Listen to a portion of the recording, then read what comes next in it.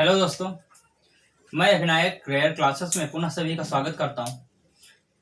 किन्हीं कारणों से आजकल वीडियो नहीं बन पा रहे हैं, जिस बदौलत आपके पास तक क्लास नहीं पहुंच रही है।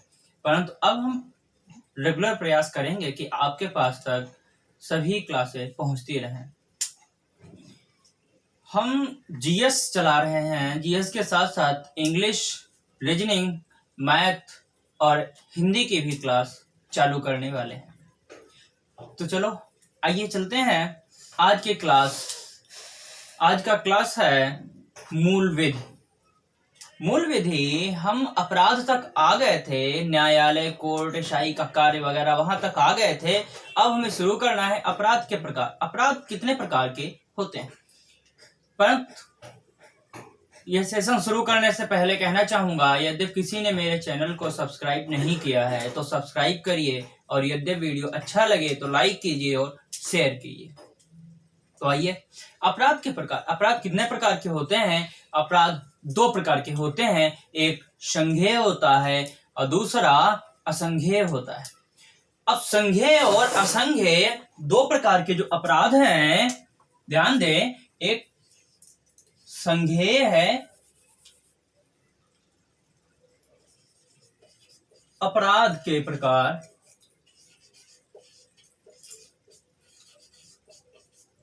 अपराध के प्रकार कौन कौन से हैं? दो हैं। एक संज्ञेय अपराध है,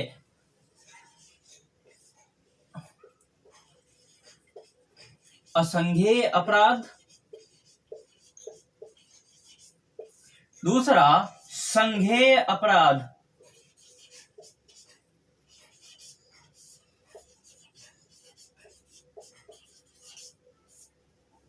इसे बोलते हैं नॉन कॉग्निजेबल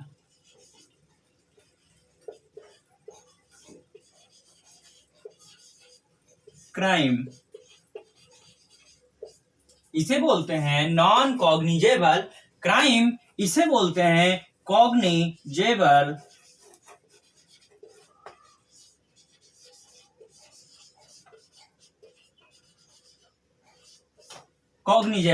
क्राइम। याद रहे, इसमें एसआई या पुलिस का रोल किसमें है और किसमें नहीं है। अपराध की दो श्रेणियां हैं, दोनों में क्या पुलिस का रोल है? नहीं। पुलिस का रोल केवल संज्ञेय अपराधों में है, असंज्ञेय अपराधों में नहीं है। असंज्ञेय अपराधों में पुलिस का रोल तब है जब कोर्ट आदेश देता है। उस आधार पर पढ़ा होगा या सुना होगा एनसीआर। जो एसआई होता है पुलिस स्टेशनों में, इसके पास एक रजिस्टर होता है जिसे बोला जाता है एनसीआर। जो सिविल से संबंधित जुड़े मामले होते हैं, जब हम पुलिस स्टेशन जाते हैं तो वहां पर जाकर सबसे पहले हम एफआईआर करने का प्रयत्न करते हैं। परंतु जब सिविल का मामला है तो जो एसआई होता है वो उस मामले को अपने एनसीआर में दर्ज कर लेता है और व्यक्ति को सलाह देता है कि आप न्यायालय की शरण में जाएं। तो एनसीआर का मतलब होता है non cognizable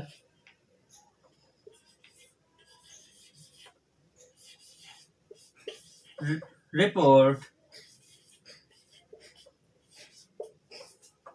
non cognizable report, चूंकि ये रजिस्टर है इसलिए इसे बोला जाता है नॉन कॉग्निजेबल रिपोर्ट रजिस्टर। क्यों होता है?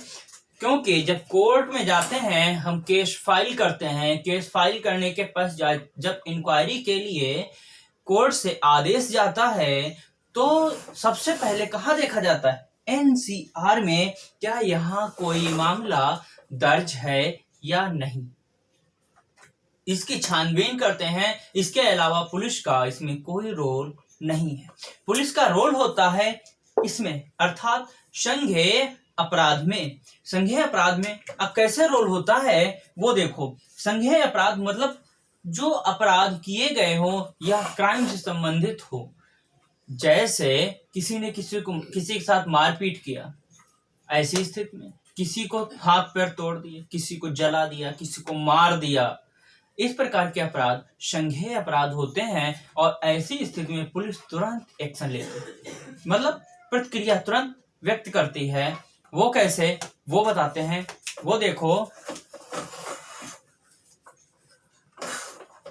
जैसे ध्यान दें, संज्ञेय हो गया, असंज्ञेय अपराध हो, समझ में आ गया होगा कि ये केवल एनसीआर रजिस्टर से संबंधित होता है। एनसीआर रजिस्टर का नाम क्या बोला जाता है, फुल फॉर्म क्या होता है?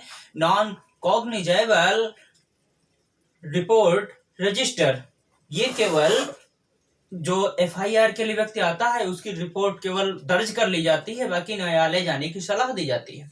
इसके अलावा न्यायालय से आदेश आता है तो इस आधार पर उसकी छानबीन या जांच होती। इसके अलावा कोई रोल नहीं है, इसलिए हमें इसे नहीं पढ़ना है। क्योंकि हम तैयारी एसआई की कर रहे हैं तो आवश्यकता किसकी है? संज्ञेय अपराध की। तो हमें जानना है केवल संज्ञेय अपराध। सबसे पहले जानता है कि संज्ञेय अपराध है क्या या किसमें है। क्या है ये तो बता दिया है, लेकिन किसमें है वो ध्यान देना है। धारा 2C या गा, धारा 2C या गा, ये दोनों एक साथ नहीं है। सी, देखो एक चीज याद रखना, ABC, का, खा, गा, इस प्रकार से आ सकता है। अगर ये दिया है तो ये नहीं होगा, ये दिया है तो ये नहीं होगा। ये याद रखना कि अगर 2C आया है इसका मतलब हो गया कि गा की बात कर रहा है या सी की बात कर रहा है। ये दोनों एक ही हैं, अलग अलग नहीं है, इसीलिए 2C बाई गा लिखा है। याद रहे, 2C हमें बताता है कि संज्ञेय अपराध क्या है, कैसे है। क्या बताता है? संज्ञेय अपराध क्या है, कैसे है। ये ऐसे अपराध हैं जिसमें पुलिस तुरंत एक्शन लेती है और व्यक्ति को तुरंत गिरफ्तार करती है। अब गिरफ्तारी के मामले में कई प्रकार से होते हैं। जैसे हम मूवियां देखते हैं, उसमें कई बार होता है कि व्यक्ति को जब पुलिस जाती है अरेस्ट करने के लिए तो वो कहता है कि आप मेरे लिए क्या कोई वारंट लेके आए हैं? यदि वारंट नहीं लाए हैं तो आप मुझे गिरफ्तार नहीं कर सकते। कुछ इस प्रकार के होते हैं, कुछ बिना वारंट के भी गिरफ्तारी के होते हैं। जैसे जब धारा 144 लगती है, ऐसी स्थिति में कहा जाता है कि 3 व्यक्ति से अधिक एक पास खड़े ना हो, समूह ना बनाएं, या रात्रि में कहीं भी निकलना आना जाना वर्जित होता है। ऐसे समय में अगर आप उनके अनुपालन का विरोध करते हैं या प्रतिरोध करते हैं या अवज्ञा करते हैं तो ऐसे समय में पुलिस आती है और कहती है बैठो, तुमको ससुराल घुमा के लाते हैं, तुमको लेके जाती है। क्या हुआ? ये हुआ कि बिना वारंट के तुम्हारी गिरफ्तारी हो गई। परंतु अब ये आता किसमें है? जो वारंट है ये तो बता दिया कि संज्ञेय अपराध है, इसमें पुलिस तुरंत एक्शन लेती है। लेकिन जब बिना वारंट के गिरफ्तार किया जाता है, ये किसमें आता है? ये आता है धारा 41 में। किसमें आता है? धारा 41 में। याद रहे, इसमें क्या है? इसका परिचय है। क्या है? परिचय है। इसमें क्या है? बिना वारंट के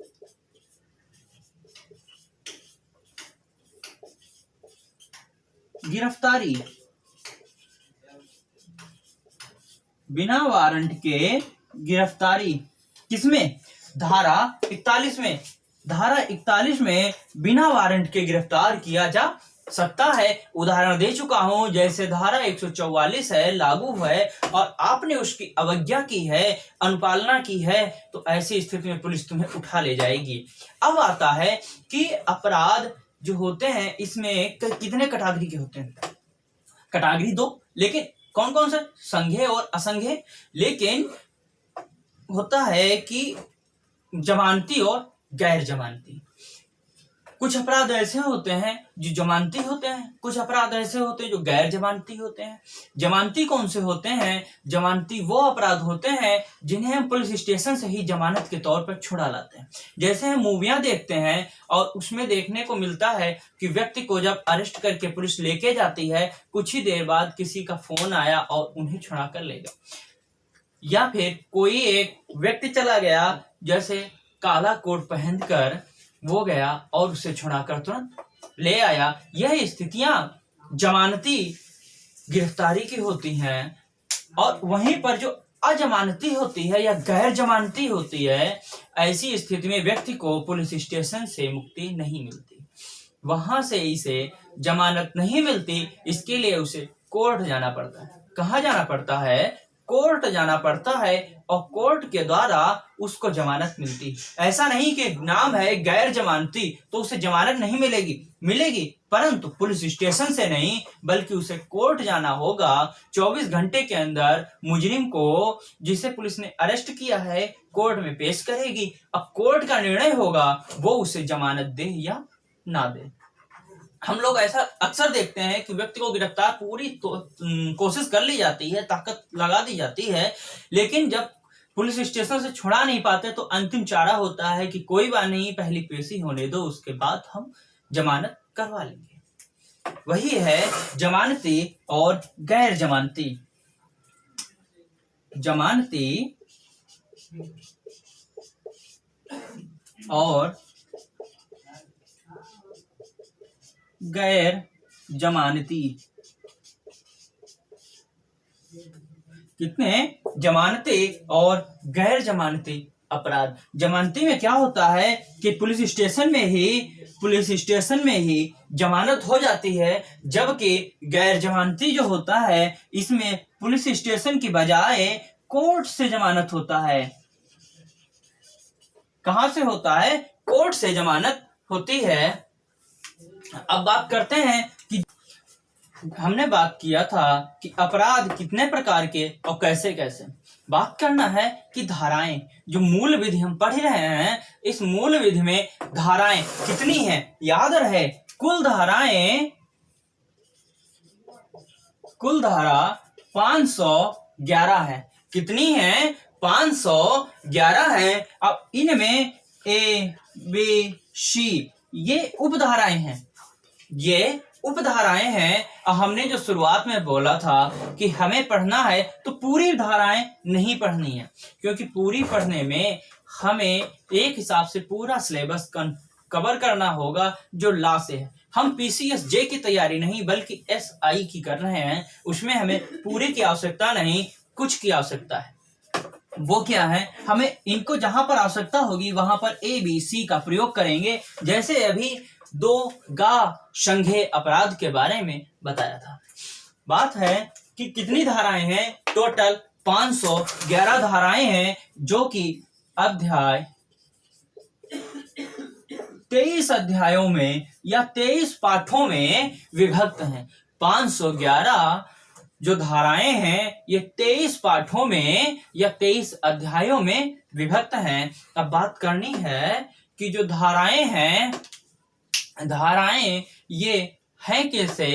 511 धारा और अध्याय 23, यानी 23 अध्यायों में 511 धाराएं विभक्त हैं, या 23 पाठों में 511 धाराएं विभक्त हैं। अब बात करना है जिनकी हमें आवश्यकता है, वो हैं शरीर से संबंधित अपराध। शरीर से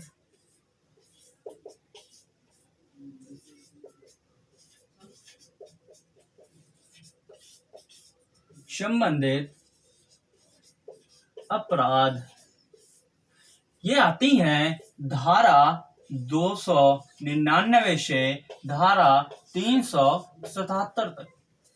ये धाराएं हैं। शरीर से संबंधित जो अपराध होते हैं ये धारा 299 से 377 के मध्य आती हैं। हम बात करने वाले हैं कि जो धाराएं हैं, जैसे पहली बात है कि आता है, प्रश्न आ सकते हैं कि अपराध के तत्व कितने हैं। अपराध के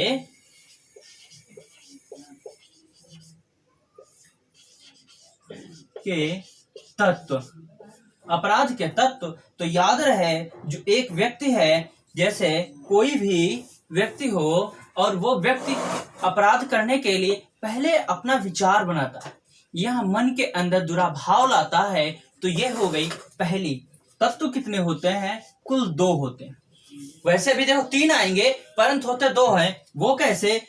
पहला होता है कि दुराचार, जैसे कोई व्यक्ति है, इसने अपराध के लिए मन में विचार बनाया। क्या बनाया? विचार बनाया। और विचार बनाने के पश्चात जैसे विचार बना लिया, अब करता क्या है, ये यहाँ पर तैयारी करता है। क्या करता है? तैयारी करता है। काहे की? अपराध करने की। अपराध करने की तैयारी करता है। अब तैयारी करने के पश्चात वो उसे अंजाम देता है, यानी फाइनल करता है, या अंजाम देने के साथ साथ या फिर उससे भटक जाता है। अब यहाँ क्या है? इसे अंजाम दिया, अंजाम दिया या चूक गया, दिया या चूक गया।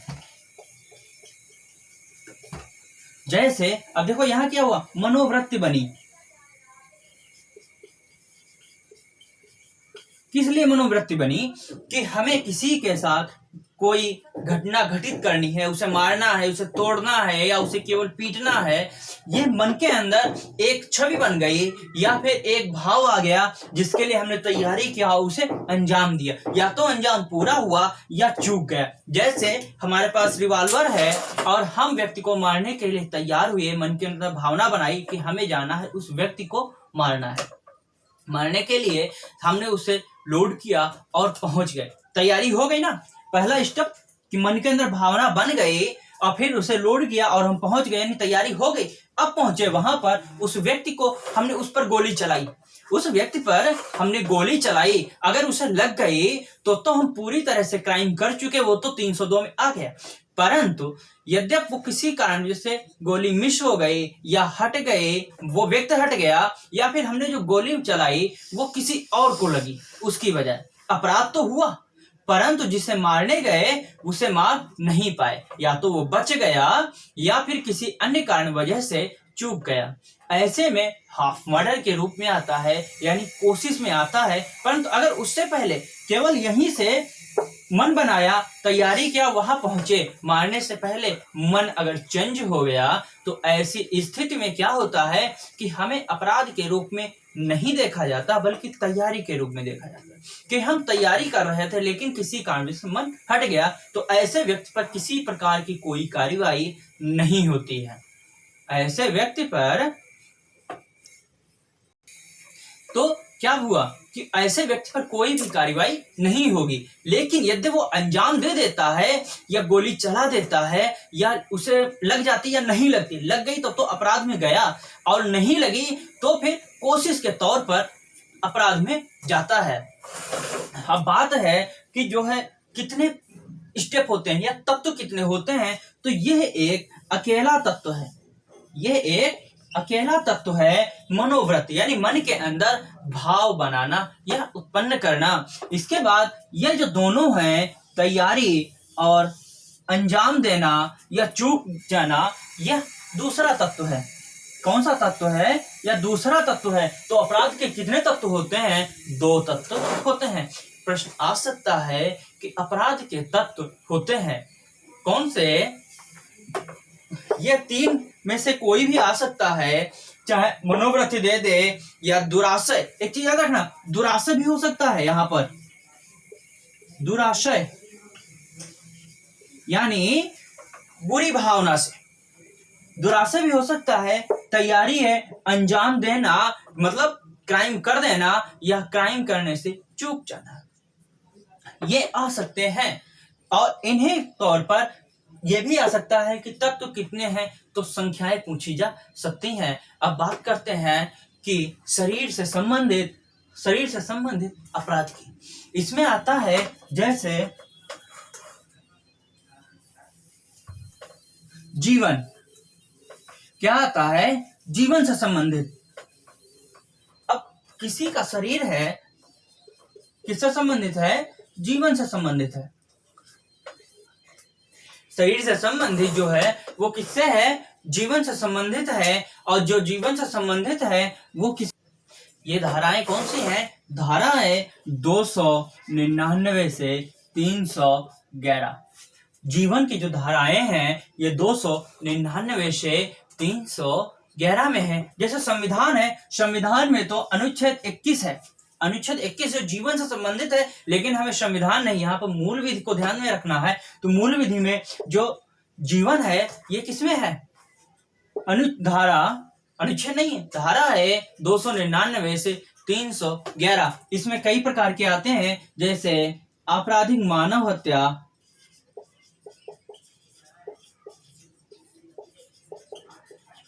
मानव हत्या या हत्या, याद रहे यहां भी हत्या है, यहां भी हत्या है, लेकिन ये मानव हत्या है और ये सिर्फ हत्या है। ये किसी भी प्रकार से हत्या हो सकती है, लेकिन ये केवल मानव हत्या से संबंधित है। इसके अलावा दहेज हत्या, दहेज हत्या और आत्महत्या, आत्महत्या, हम लोग जो आत्महत्या का प्रयास करते हैं, यदि पुलिस पकड़ ले या कोई FIR कर दे तो हम लोग तुरंत गिरफ्तार हो सकते हैं। किसमें है? जीवन में है, जिससे जीवन को संकट होता है या जीवन की समाप्ति होती है। ऐसे धारा 299 से 311 में होते हैं। कौन कौन से हैं? आपराधिक मानव हत्या, हत्या, दहेज हत्या या आत्महत्या। अब बात करते हैं, अब बात करना है उपहत्या। उपहत्या मतलब इंग्लिश होती है हर्ट। हर्ट का मतलब ये नहीं कि हमने उसे प्रपोज किया, उसने इनकार कर दिया तो हम हर्ट हो गए, ये वो वाला हर्ट नहीं है। हर्ट का मतलब होता है क्षति पहुंचाना या चोट लगना। ये दो प्रकार से होता है, एक सामान्य होता है, एक सामान्य होता है उपहत्या, और दूसरा असामान्य होता है। कैसे? एक सामान्य उपहत्या, दूसरा असामान्य उपहत्या होता है। सामान्य उपहत्या में कौन कौन सा आता है? सामान्य जो उपहत्या होता है उसमें क्या होता है, जैसे हम गए किसी व्यक्ति को मारने के उद्देश्य से और गए एक खींच के स्लैप दिया, यानी एक तमाचा खींच के दिया, वो क्या हुआ? सामान्य में गया। या किसी के बाल काट दिए, किसमें गए? सामान्य में गया, क्योंकि बाल काट दिए ये फिर हो आएगा। और किसी को तमाचा जड़ दिए तो ऐसी स्थिति में जो तमाचा होता है, अगर बढ़ते भी, अगर उंगलियां भी छप गई तो वो भी धीरे से सही हो जाएगा। परंतु यदि किसी के हाथ पैर तोड़ दिए, आंख फोड़ दी, खोपड़ी तोड़ दी, ऐसी स्थिति में क्या होता है? वो असामान्य में आता है। किसमें आता है? असामान्य में आता है। और ऐसे को हम असामान्य उपहत्या बोलते हैं। क्या बोलते हैं? असामान्य उपहत्या बोलते हैं। आप समझ गए होंगे कि सामान्य उपहत्या क्या है, असामान्य उपहत्या क्या है। वो स्थिति या ऐसी क्षति व्यक्ति की, या ऐसी शारीरिक क्षति जिससे व्यक्ति को तुरंत हॉस्पिटल की शरण लेना पड़े, ऐसी क्या होती है? असामान्य उपहत्या होती है, या असामान्य क्षति होती है, या असामान्य हर्ट। तो अब याद रखना, सामान्य क्या है? सामान्य ऐसी है जिनसे व्यक्ति को हॉस्पिटलाइज या हॉस्पिटल में भर्ती होना की स्थिति नहीं होती, वो सामान्य होती हैं। और जिनमें व्यक्ति को हॉस्पिटल में भर्ती होने की स्थिति आ जाए वो असामान्य होती हैं। याद रखना, इसमें हॉस्पिटल की आवश्यकता होती है, और इसमें हॉस्पिटल की आवश्यकता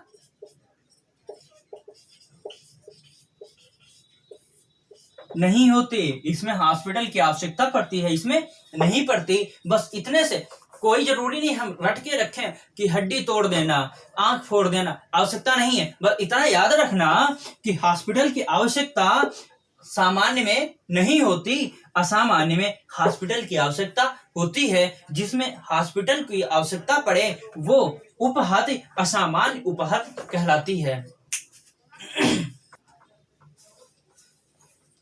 जो सामान्य मतलब उपहत्या होती है, ये किसमें? धारा 319 से धारा 338 तक होता है। किसमें होता है? धारा 319 से धारा 338 में होता है। अब बात करना है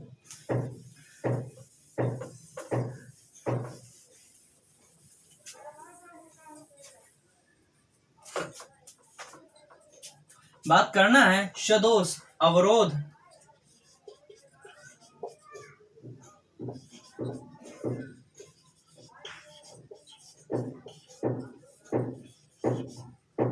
अवरोध या परिरोध। धारा कौन सी होती है? 339 से 48। 339 से 348। अब बात करते हैं कि सदोष अवरोध क्या है। जैसे कोई व्यक्ति है, मान लो ये व्यक्ति है और ये कहीं जा रहा है, बीच में कोई व्यक्ति आता है या कोई दोस्त आता है या दुश्मन आता है, कहता है अगर तुम इसके उधर गए तो तुम्हें हम जीवित नहीं छोड़ेंगे या हाथ पैर तोड़ देंगे या कोई किसी भी प्रकार की घटना करेंगे। वो किसमें आता है? सदोष अवरोध अपराध में आता है। किसमें आता है? सदोष अवरोध अपराध में आता है। वहीं पर जैसे एक उदाहरण के तौर पर, जैसे आप जा रहे हो और पुलिस वाला आपको रोक ले, आप बाइक से हो और ट्रैफिक पुलिस वाला आपको रोक ले, तो इसे क्या बोला जाता है? क्या इसे सदोष अवरोध बोलेंगे? जी नहीं, क्योंकि ये पब्लिक सर्विस है, यानी लोक सेवा है, और लोक सेवा के पर्पज से अगर किसी को रोका जाता है तो वो अपराध की श्रेणी में नहीं आता। लेकिन सामान्य व्यक्ति अगर किसी व्यक्ति को रोकता है तो वो अपराध की श्रेणी में आता है। यहीं पर अब आते हैं परिरोध। परिरोध क्या है? जैसे कोई एक व्यक्ति है और क्या कर दिया जाता है? इस व्यक्ति को एक कटघरे में बंद कर दिया जाता है या चारों तरफ से उसे रोक दिया जाता है। वो ना इधर को निकल पाए, ना इधर को निकल पाए, ना इधर और ना ही इधर को निकल सके।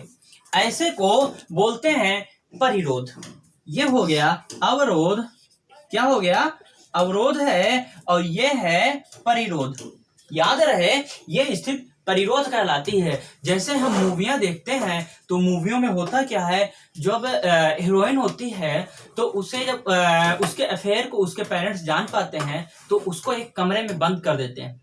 क्या करते हैं? कमरे में बंद कर देते हैं और वो ना ही बाहर निकल सकती, ना किसी से मिल सकती है। ऐसे को क्या बोलते हैं? ऐसे को ही हम परिरोध बोलते हैं। क्या बोलते हैं? परिरोध बोलते हैं।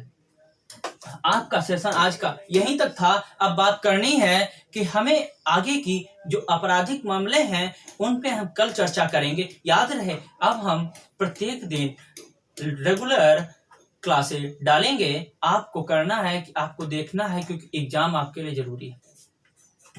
अगर वीडियो अच्छा लगा हो तो इसे लाइक कीजिए और शेयर कीजिए। धन्यवाद।